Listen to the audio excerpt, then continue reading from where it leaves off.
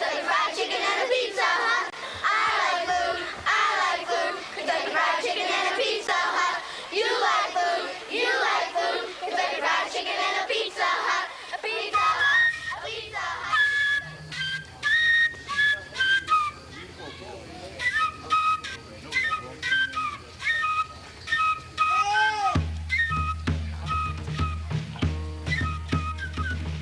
Everything's bigger in America.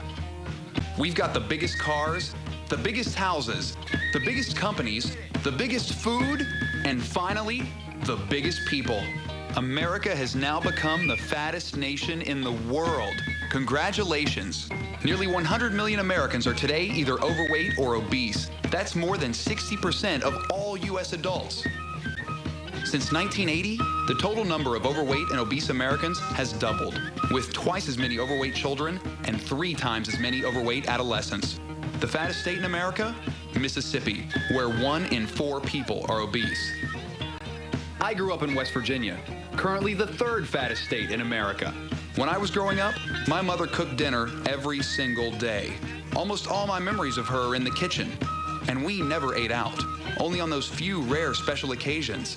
Today, families do it all the time, and they're paying for it, not only with their wallets, but with their waistlines. Obesity is now second only to smoking as a major cause of preventable death in America, with more than 400,000 deaths per year associated with related illnesses. In 2002, a few Americans got fed up with being overweight and did what we do best. They sued. Taking aim at the fast food companies and blaming them for their obesity and illnesses, a lawsuit was filed in New York on behalf of 2 teenage girls. One who was 14 years old, 4'10" and 170 pounds. The other, 19 years old, 5'6" and 270 pounds. The unthinkable had suddenly become reality. People were suing the Golden Arches for selling them food that most of us know isn't good for you to begin with. Yet each day, 1 in 4 Americans visits a fast food restaurant. And this hunger for fast food isn't just in America. It's happening on a global basis. McDonald's alone operates more than 30,000 joints in over 100 countries on 6 continents and feeds more than 46 million people worldwide every day.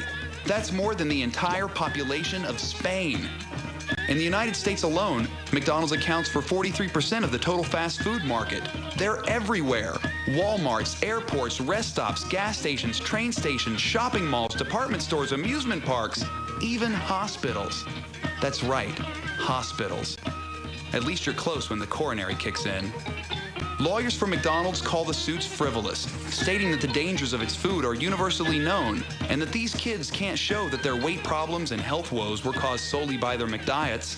The judge states, however, that if lawyers for the teens can show that McDonald's intends for people to eat its food for every meal of every day and that doing so would be unreasonably dangerous, they may be able to state a claim. Are the food companies solely to blame for this epidemic?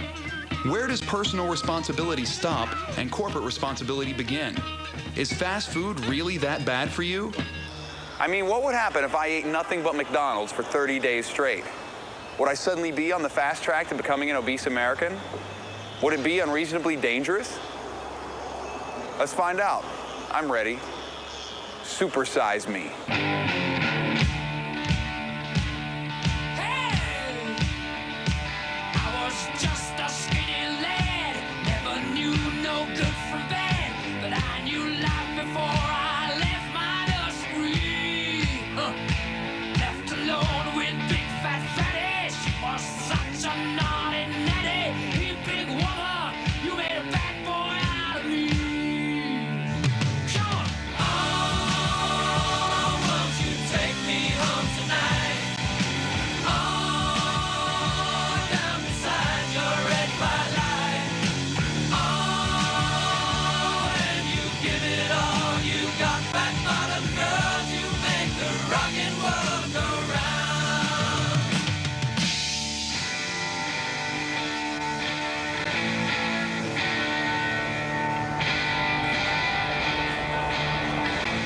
I knew if I was going to do this, I would need some serious medical supervision.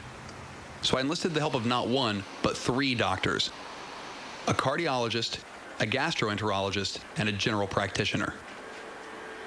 You're feeling quite well today, yes? Quite well. In general, any fatigue or weight loss, weight gain, any change in your vision? No fever, no earache, no cough, no shortness of breath, no chest pain, no... Nausea, vomiting, heartburn. And no hospitalizations for illness? No. Do you take any medications of any sort? I don't. I've just been taking vitamins. Okay. Any food allergies or anything?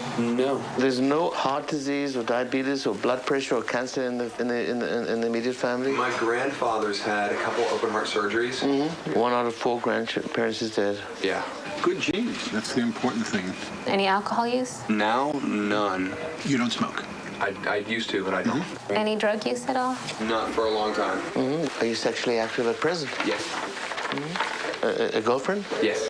Is there anything we didn't cover? Is there anything else you need to tell me? I don't think so. Patient is embarking on a 1-month McDonald's binge. Very good.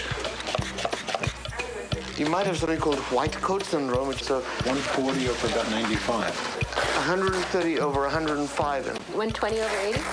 That's what it is? Mm-hmm. Other guys are stressing me out. You're much more relaxed. I tend to do that to my patients. See? Swallow, please. Your reflexes are perfect. Good. Back out. Normal. So everything looks pretty normal here. Good. We'll skip checking for hernias. We're going to do a rectal exam. I like to be more thorough than that. And I like doctors to be thorough. More than 60% of Americans get no form of exercise. So for the next 30 days, neither will I. But I'll still have to walk. How much does the average American walk a day? Oh, you know, there's reason to believe we have these pedometers that we put on people, Right. step counters. You could very roughly estimate that about 2,000 steps, because 2,000 would make a mile.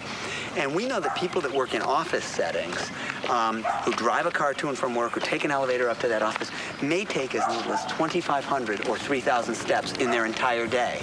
If you wanted to feel physically like a lot of Americans do, then you'd kind of limit yourself to about 5,000 steps a day.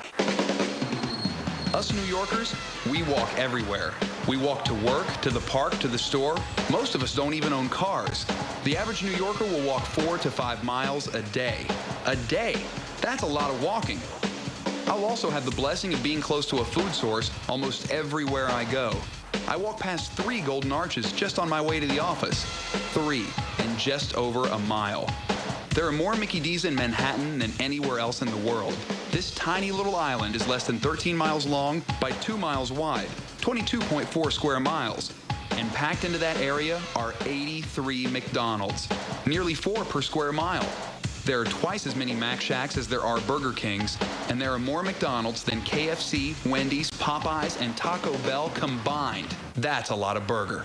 I know he's going to do it for a month, but I think after a week he's going to be really irritated. I think it's going to affect our relationship.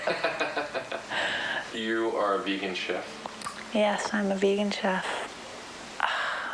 I just don't know if I can. Of course I will. I'll sit next to him while he eats McDonald's. Of course I will. I'm just going to be rolling my eyes the whole time.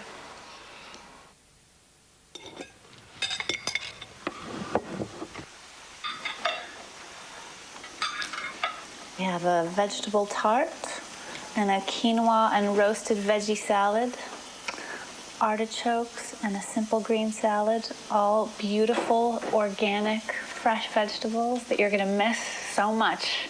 What am I going to have that's organic? In the next month, nothing. Nothing. You're only going to have genetically modified potatoes. I'm going to eat as many vegetables as I can tonight. There's plenty here for you. That's really good. It's good, right? Mm-hmm. Thanks. Have they improved their cookies in the last 10 years? Because the last time I had them, they were like little hockey pucks. I don't know. We'll see.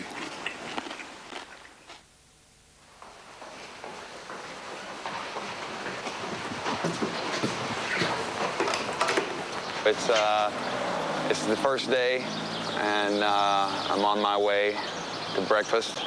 Could I get an Egg McMuffin extra value meal? Every 8-year-old's dream right now that I'm getting ready to fulfill. I got my Egg McMuffin. That's gonna be the first thing right there.